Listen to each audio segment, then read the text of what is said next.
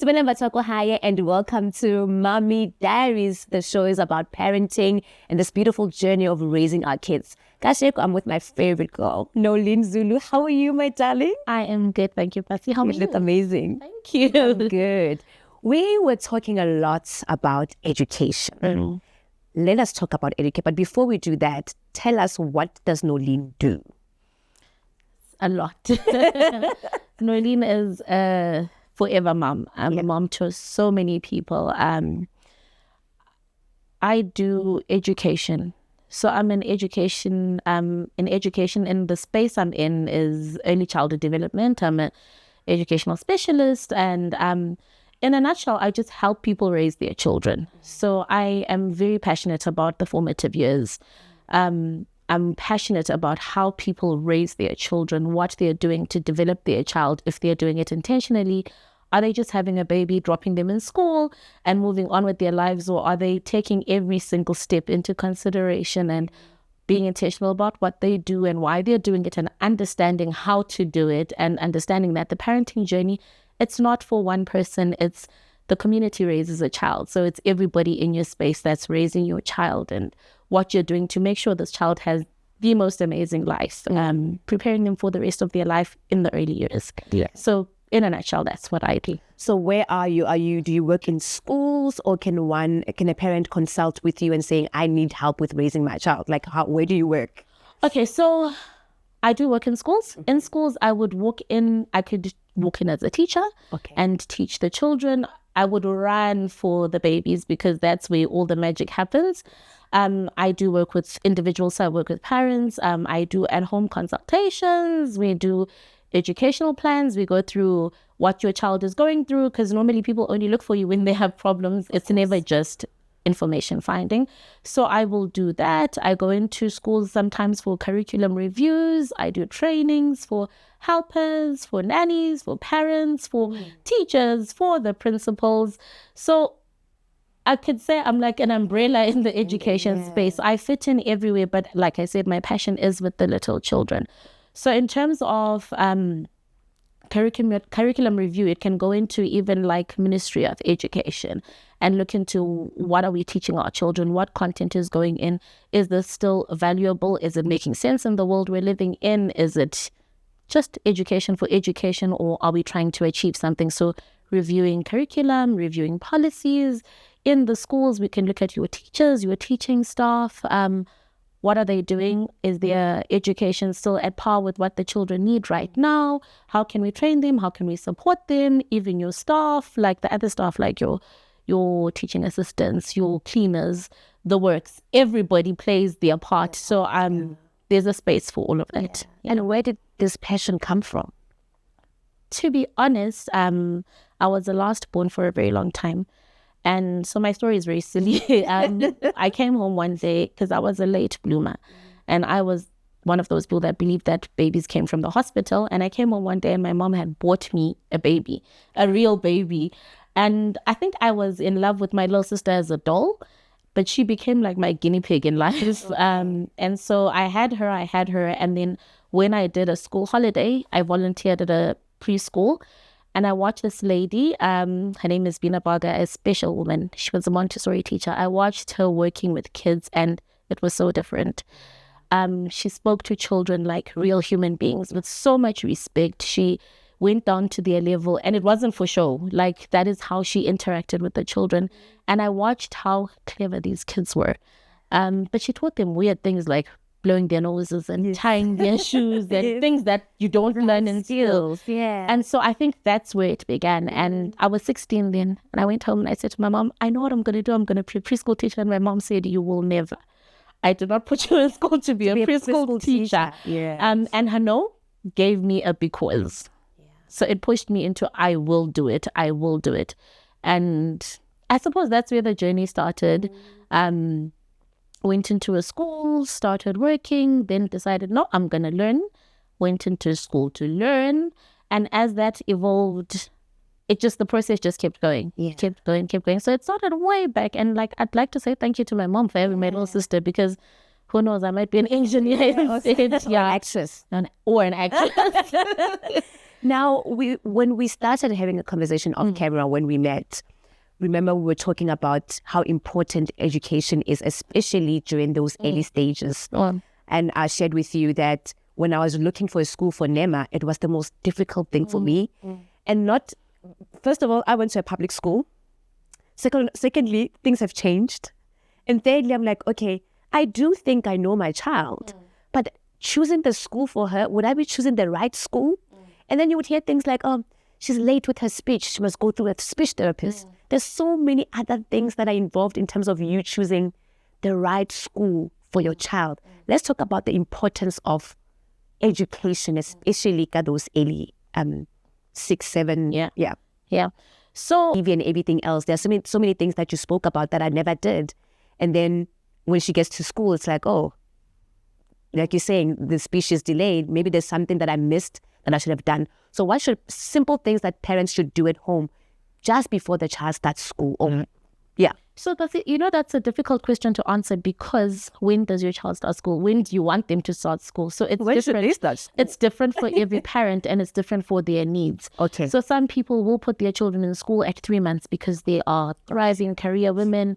There's no one at home to raise the child. So they'll be like, okay, I'm taking my child to school now. So obviously before 3 months, what can you do besides just love on your baby? And for some people, they say, no, my child is going to go to school at 2 because I can't afford to take them to school before 2 or 3 or 4 or 5, right? But in that space, so there's a lot that you can do. First of all, the most basic thing is understand what motherhood is.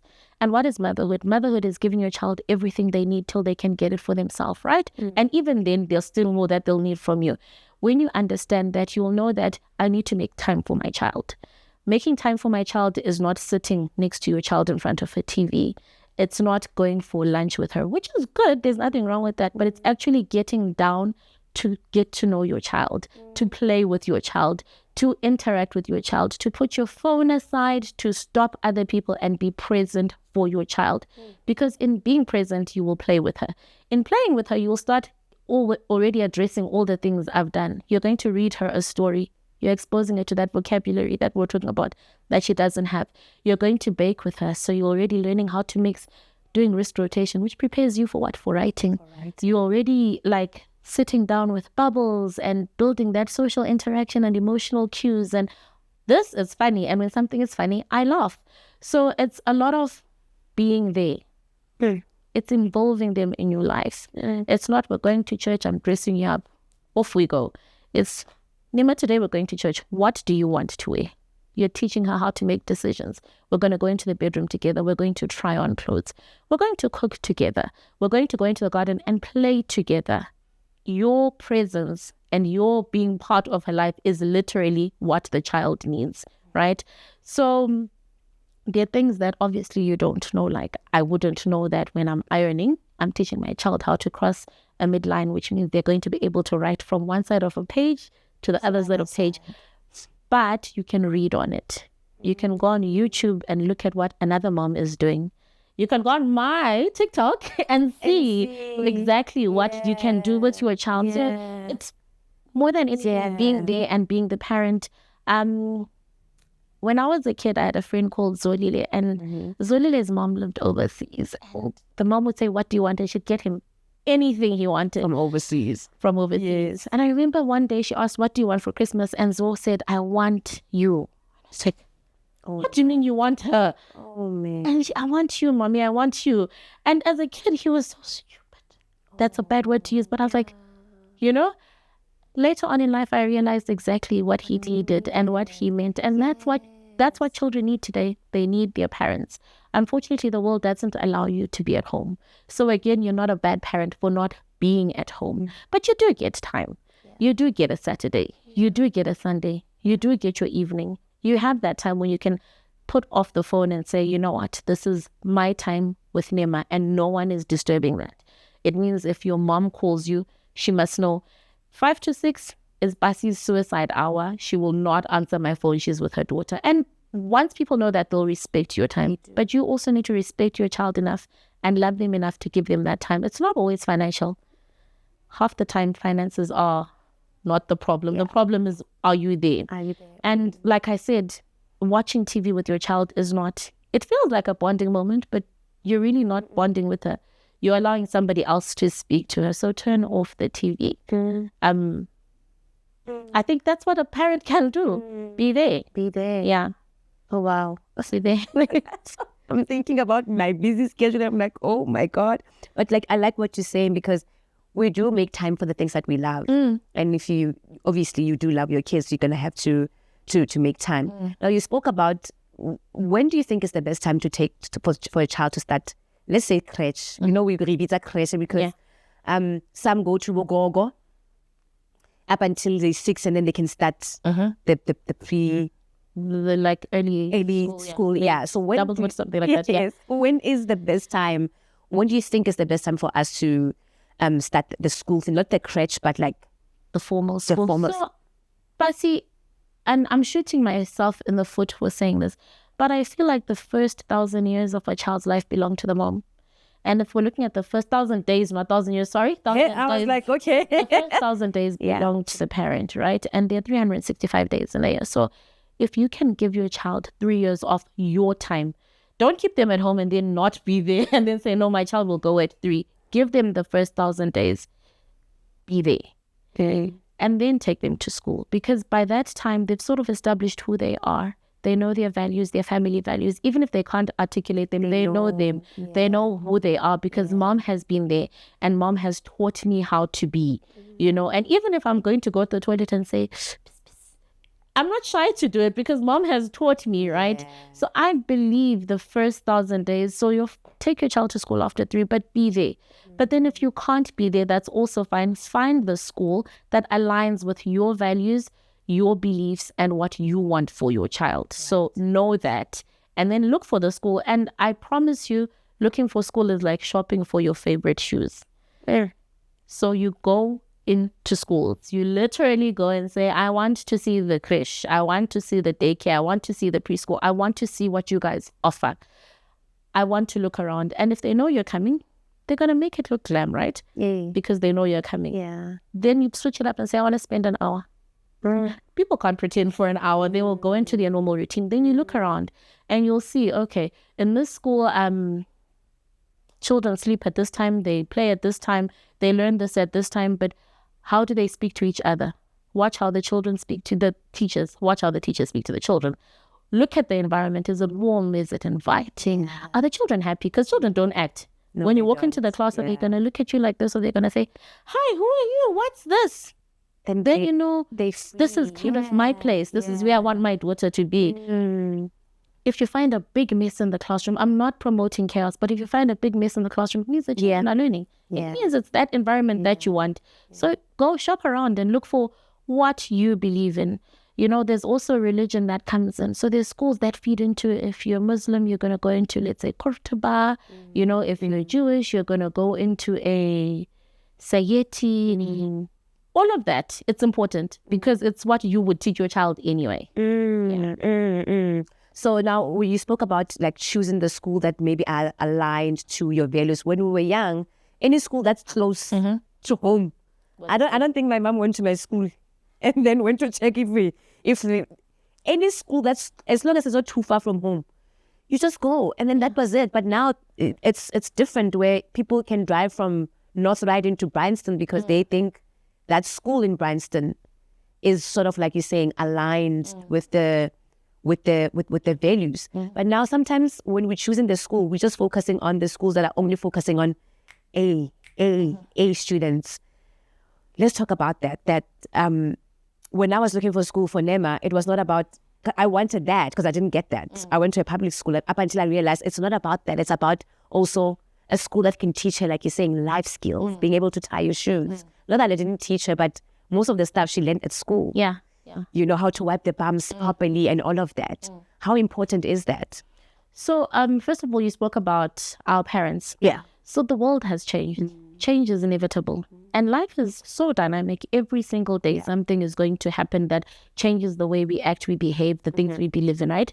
When we grew up, and I know you're much younger than me, but when we grew up, the village raised the child. So you already had your first school at home.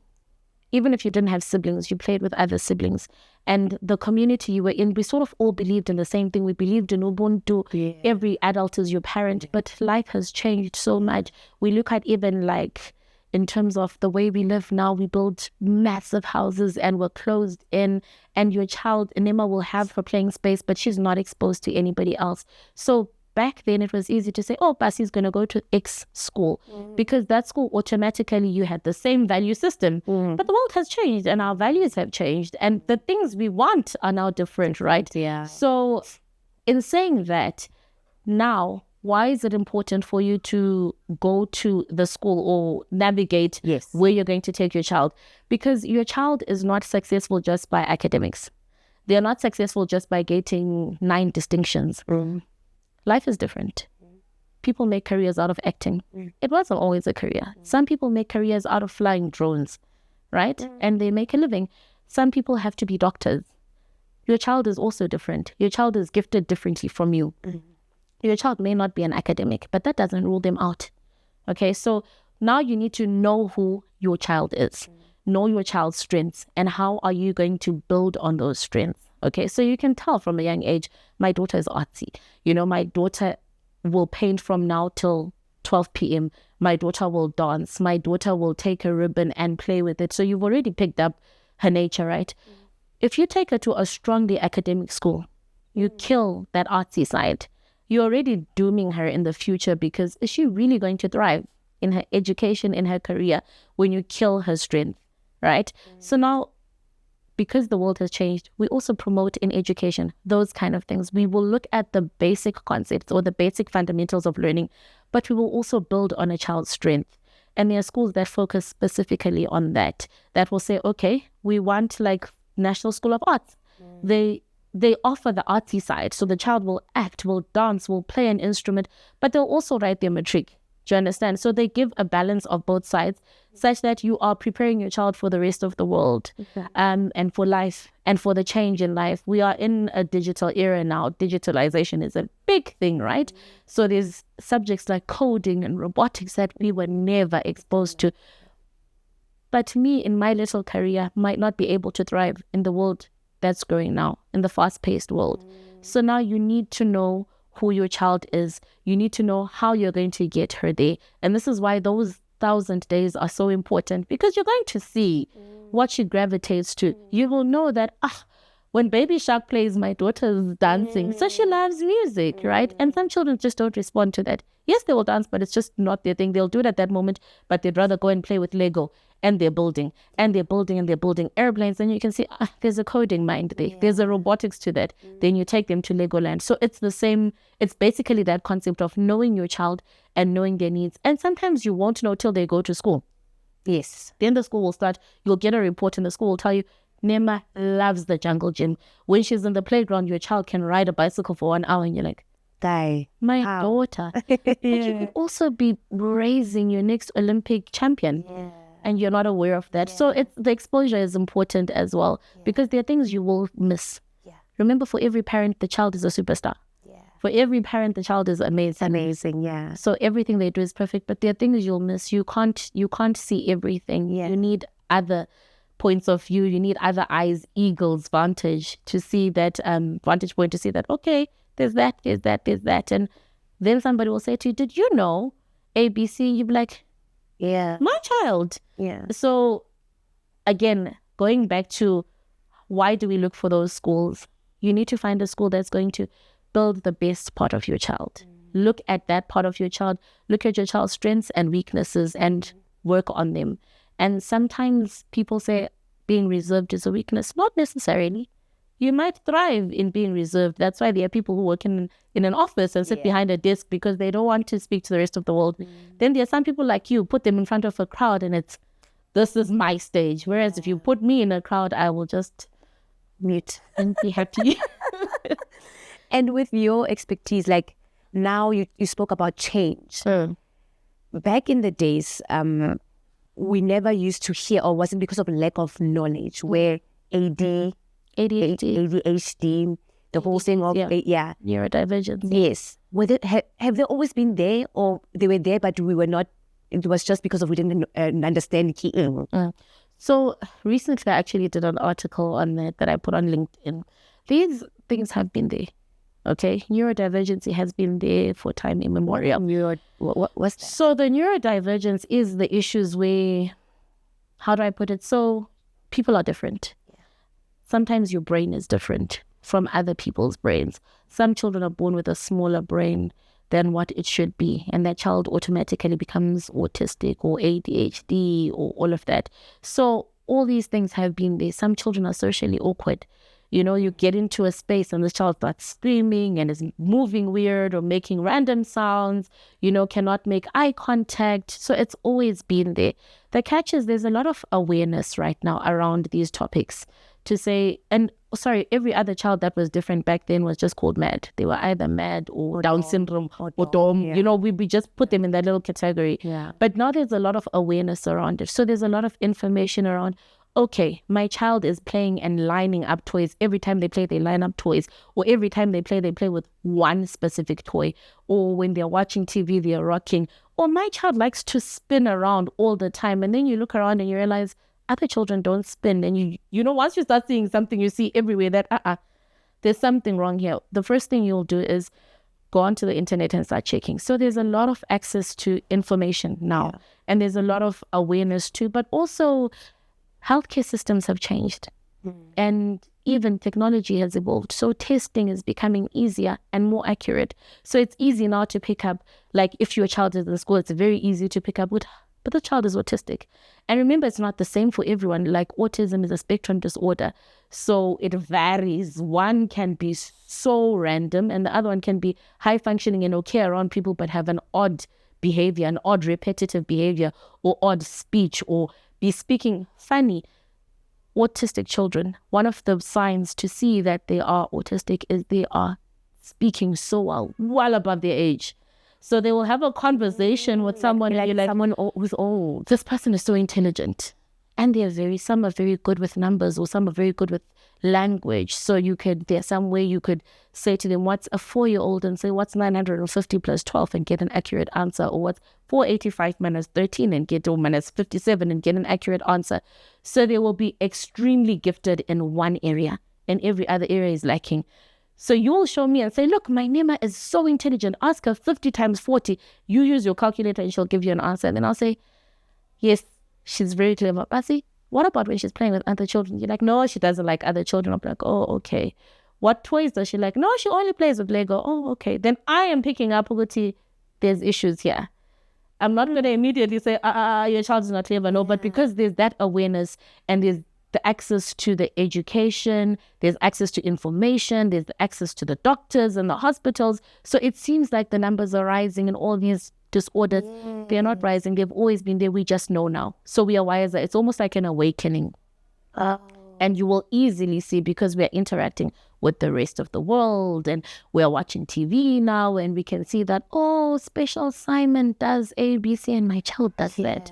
So now then we start to pick up. And also with school, when you take your child to preschool is always the first place where your child will be diagnosed, so to speak. Yes. Where you'll be told there's a problem here. And you'll be like, no, there's no problem because we're defensive.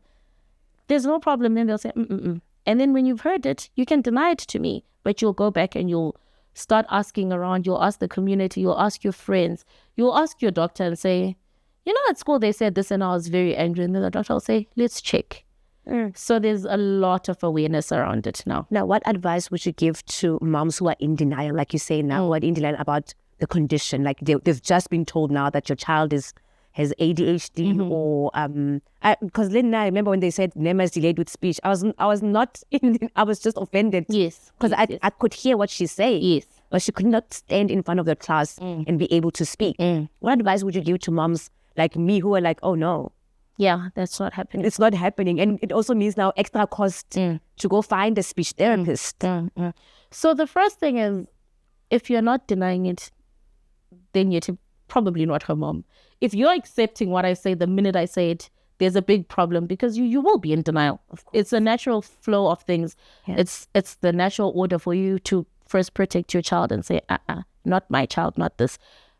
After you've heard that news, I would say go back home and digest it, process it. In the school, when you get the news, it's a shock, it's a blow. You go through so many emotions. Sometimes you even become aggressive. Listen to what they're saying. If you think it's actual nonsense, say to them, hold on, thank you, but I want to do my own research. Give me a few minutes, give me some time to process this. But go home and process it. Listen to what they're saying. Look around you. If you have friends that have children, listen to their friends. Take her on a play date. Watch her play with other children. And just keep in your back pocket everything you've been told. Then go back to, the nice thing about now is you can go back to your doctor and say, listen, I heard this. You've never told me this about my child. Is there a possibility? If going to the doctor is too costly for you, get back onto Dr. Google. Look for the signs, because once you start to read, then you start to gain acceptance. And then when that has happened, ask them, what can I do now? What's my next step? Because I don't know. I don't have this. I've never seen this. What now? What do I do? And they will support you, because what you will need is support around you. Yeah. Being different is not a bad thing. I always say to people, think of a child who cannot play with others, but say that autistic child who's so good with numbers. Later on in life, it doesn't mean their life is over. If you put them through the right schooling, right, later on in life, you can still take that child to FNB and say, right, my child can do ABC, right? And in FNB, they want that person who can crunch the numbers, and they will put him in a back office or make him work remotely or give them that kind of space, because they will thrive in that area of their life and they will do so much better than anybody else. So it's over. Yeah. I've met a child who was 4 and could not speak. It was still the baby babbling, blah, blah, blah, blah, blah, blah, blah. She went through her 2 years of speech therapy. She talks nonstop. She talks to a point where you say, okay, enough. Can we just give me 2 minutes? Yeah. And it's, look at this, look at that. Can you see this? Let me show you this. And you know this and this and this. So it can be corrected. Yeah. You should always know that it can be fixed. Yes. Sometimes it doesn't change completely, but it can be fixed, and there's always help. And this is what I love to do. This is my calling, to say, okay, you've been told your child is like this. Let me help you. Let me help you understand. Let me help you understand that there's possibly nothing you could have done to prevent this, because we will always look internally and say, what have I done wrong? We're African. What have the ancestors done to me? We are religious. Why is God punishing me? And it's not always the case. The reason why they are called special is because they are very special human beings. They are so special. They are different from everybody else. Back in our movie days or in our baby days, we called them superheroes. Yeah. And that's the approach we need to take. My superhero, my special child.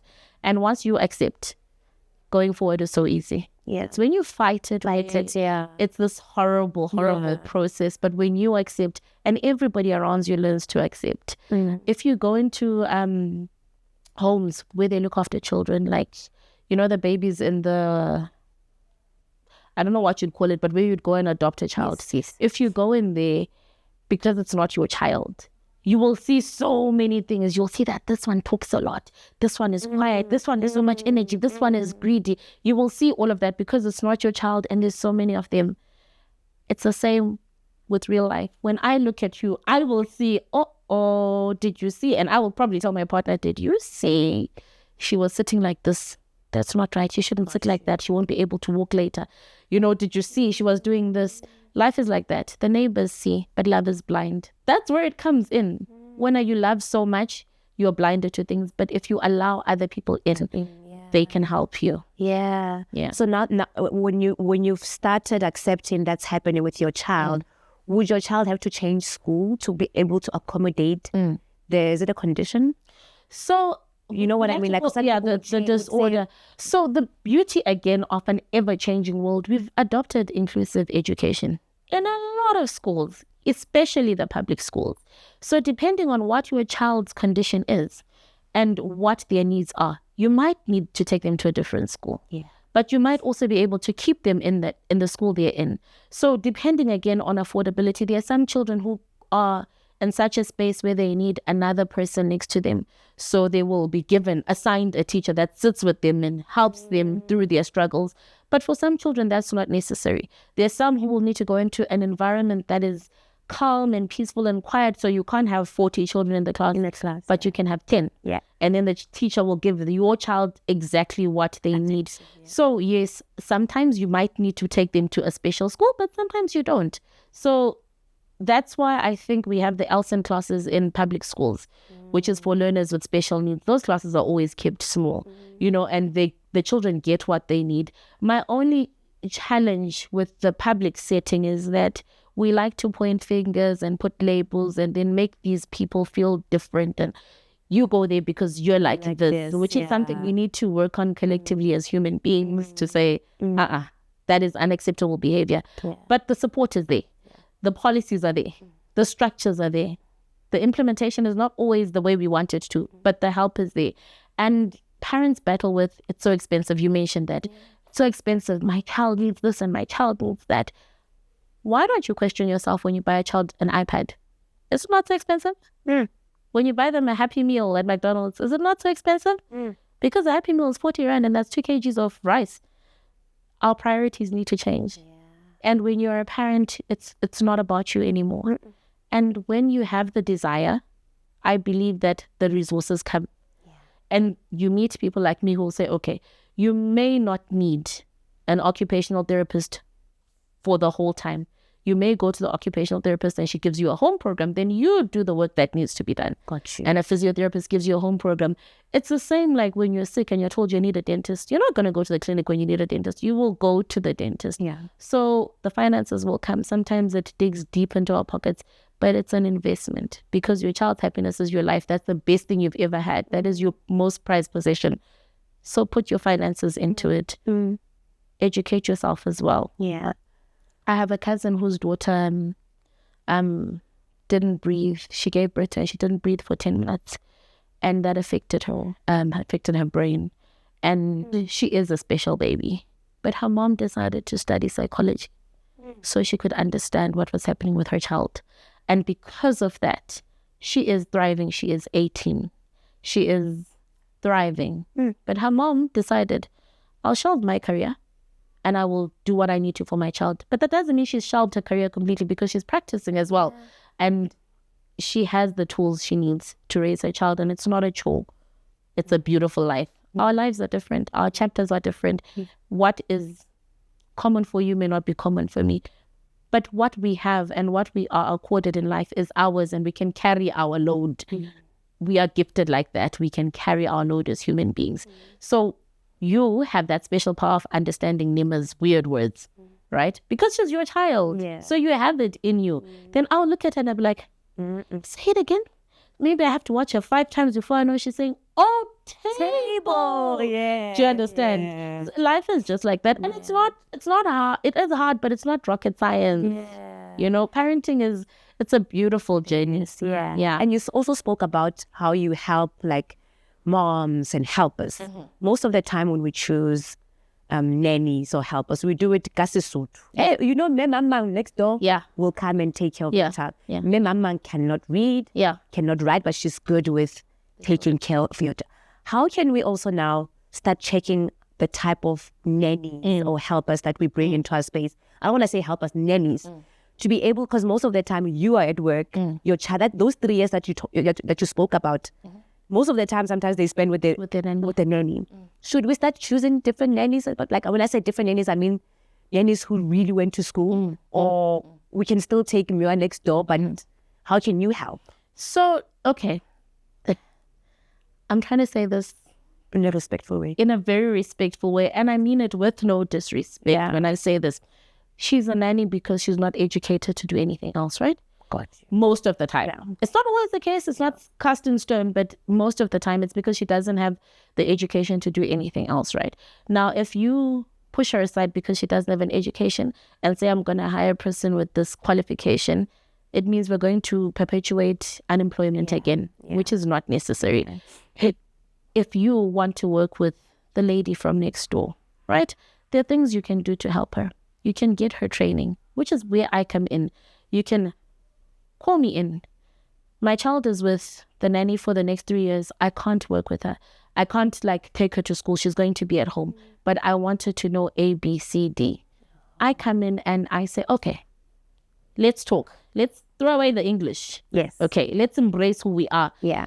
We're going to feed the baby at this time, and this is how we feed them. And this is how we wash them. And this is how we put them to sleep. And this is how we change their nappy. And this is why we're doing it, right? Yeah. We're going to play with our child.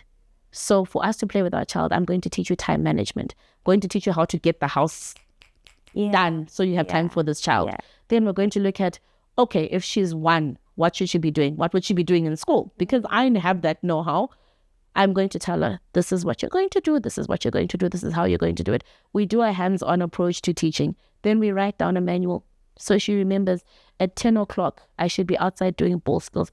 Ball skills means I'm going to be on one side of the playground and she'll be on the other side. I'll kick the ball to her. I'll do it every day. We're going to play with the mud because she needs to feel the mud. We're going to go inside. I'm going to show her how to color. I'll show her how to cut. So you make your nanny your childcare expert, right? So you teach them, do this, do this, do this. And believe it or not, they all want that knowledge. They want that empowerment. They want to be as useful to you as possible because that also ensures their employment. So you train them the right way. Some people can afford au pairs. They hire them to say, okay, I'm at work. I don't want house help, but I want somebody who watches my child. Then you employ someone who's going to pick up your child at 1 o'clock, take them to swimming, take them to work, come home with them, do homework, make their snack, make sure their bag is packed for tomorrow, and give you feedback. Today we've done A, B, C, D. This is what is needed. This is what happened. Au pairs are good like that because they are trained. They will give you... They are expensive, but your nanny can do that for you. And sometimes even your mother have a community around you. They may not be able to teach your child how to read, right? But the games they play, prepare them for reading. Those indigenous games, the things we've shelved and picked up the iPad and adopted Candy Crush, those are the things that make sure your child is thriving in school. The skipping, the singing, the hand crossing games, when we go into the science of it, those things activate both sides of the brain. They prepare your child, like I was saying, later on in life when they have to work from left to right. There's what we call midline crossing. It comes from those games that we've thrown away. But it's also the way life has changed such that there's no time. There's no time. There's no space. And, we grow up in the ladder in life. We change. We're not in a big township. We're not living in a condo somewhere. And maybe I'm the only one with a child in my whole complex. So we accommodate all of those things and we help each other. I definitely am a person who will say, is your home child friendly? And you say, yes, there's nothing sharp around, but is there anything to stimulate your child's growth in your house? Or is it pretty with a white rug and, pristine walls? But where is your child playing? What is she even though we shout at them, it's like, yes. And yet, she's exploring and her brain is being activated at that point when she's climbing on that table. And you're saying, my crystal vase, there's education going on there. Your child is learning. It's that sensitive period when the brain is absorbing so much. And you want to make sure everything they can learn is there for them. Somebody once said the first 6 years of a child's life, you could even teach them 5 languages and they will master them all. Because that's when the brain can take in as a sponge at that age. So you learn more in the first 5 years than you'll ever do in a university, believe it or not.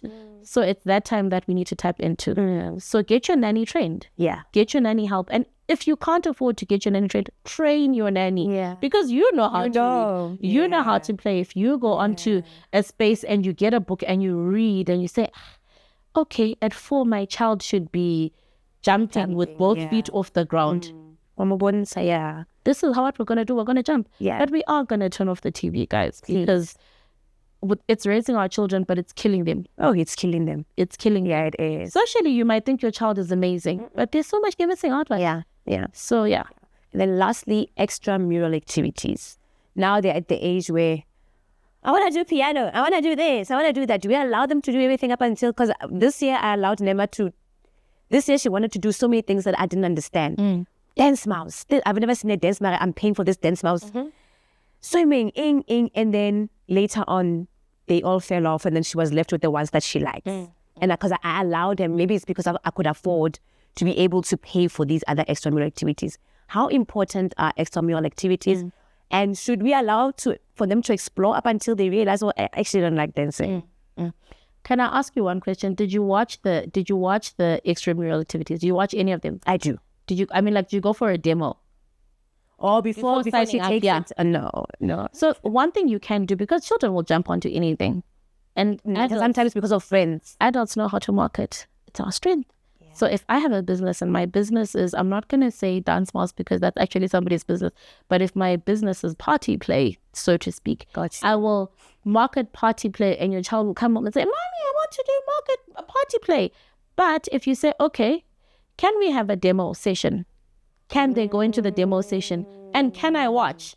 Then you decide for yourself, this yes, this no, this yes, because also these are cost intensive. They are. But also remember the plasticity of the brain at that point.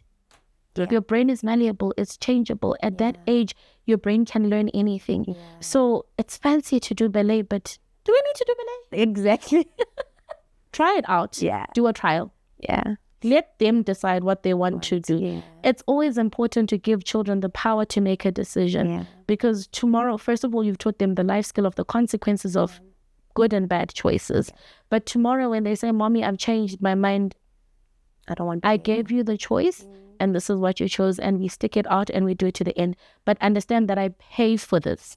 Right? And I need money to pay for it. So you're going to converse with your child as if you're conversing with an adult, but also stick to your values and let them explore. Definitely let them explore. You don't have to enroll into everything that comes. But if they do try it out and they do like it, if it doesn't make sense to you, let them do it maybe for a certain period, maybe for the 6 months, and say, okay, I'll sign up for 6 months, but you will do it for 6 months. And that after 6 months, we are going to discuss whether we're doing this again. Sometimes we can't even afford it. Yeah. You understand? Yeah. And most of these extracurriculars come in a certain type of school, right? Not every school offers them. Yeah. But there are schools that offer extracurriculars at no extra cost. So they will cover all that ground without you paying extra. Yeah. So I would like to say, if you go into private sector, that's where you'll be given so many options. But it's also, again, feeding into what are your child's interests and how are we going to help your child develop those interests. So if you can afford it, I'd say try it out. And you never know what happens from there. I mean, my nieces play the violin and the piano because my sister is that person who says, children will do music, they'll do swimming, they'll do reading, they'll do maths, they'll do Kumon, they'll do this, they'll do that, right? Everything has its place. They do it for a certain period. They learn the skill and then they stop. But how nice is it to visit my house one day and I say, Pasi, let me play you Twinkle, Twinkle, Little Star on the piano. You look at me like, wow, Noreen, where did you learn that? You've exposed your child to that. You've given them that level in life, which is great, right? So if you can, go ahead and try it. There's nothing wrong with trying new things. There's nothing wrong with being open. Yeah. Yeah. And lastly, where do we find you? Like, if I need you to help me, where do people find you on social media? And how can one, do I say book you? Is it booking? Not a booking, it's a consultation. Okay, so if you're Pasi, you know where to find me. But so on my social media, you can find me on TikTok as Education with Norleen. You can find me on Instagram as Education with Norleen. You will find me on LinkedIn as Noreen Zulu. My email, I don't know if people would like to, but it's norleen@youngreach.org. If you send me a message on any of those, I'm highly responsive, so I will respond to you.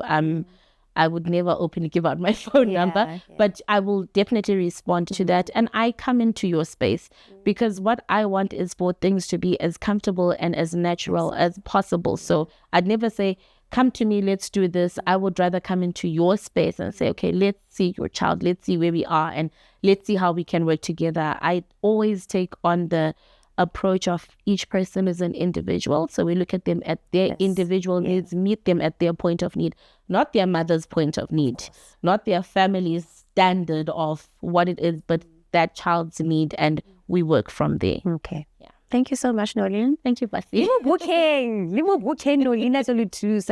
Thank you for watching.